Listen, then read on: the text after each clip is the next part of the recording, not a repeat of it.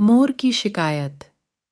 यहाँ एक मोर के बारे में एक अद्भुत कहानी बताई गई है जो बच्चों को जरूर जानना चाहिए। एक बार एक मोर था जो बहुत सुंदर था। उसके पंख बेहद खूबसूरत थे। एक दिन खूब झमझम बारिश हुई और मोर नाचने लगा। नाचते हुए वह अपनी खूबसूरती को निहार रहा था, पर अचानक उसका ध्यान उसकी आवाज़ पर गया, जो कि बेहद बेसुरा और कठोर था। इस बात का एहसास होते ही वह बेहद उदास हो गया और उसके आंखों में आंसू आ गए। तभी अचानक उसे एक कोयल गाती हुए सुनाई दी। कोयल की मधुर आवाज को सुनकर मोर को उसकी कमी एक बार फिर एहसास हुआ। वह सोचने लगा कि भगवान ने उसे सुंदरता तो दी, पर बेसुरा क्यों बनाया।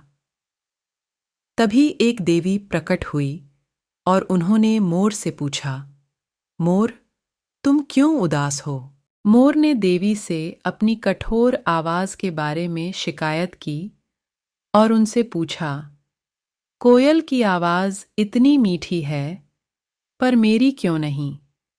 इसलिए मैं दुखी हूं। अब मोर की बात सुनकर देवी ने समझाया, भगवान के द्वारा सभी का हिस्सा निर्धारित है। हर जीव अपने तरीके से खास होता है। भगवान ने उन्हें अलग अलग बनाया है और वे एक निश्चित काम के लिए हैं। उन्होंने मोर को सुंदरता दी, शेर को ताकत और कोयल को मीठी आवाज़।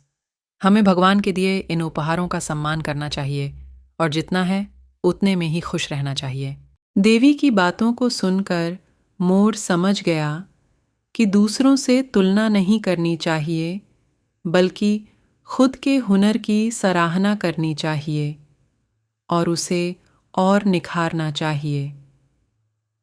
मोर उस दिन समझा कि हर व्यक्ति किसी न किसी तरह से यूनिक होता है। कहानी से सीख ये मिलती है कि खुद को स्वीकार करना ही खुशी का पहला कदम है। जो कुछ भी आपके पास नहीं है, उसके लिए दुखी होने के बजाय आपके पास जो है, उसे स्वीकार करें।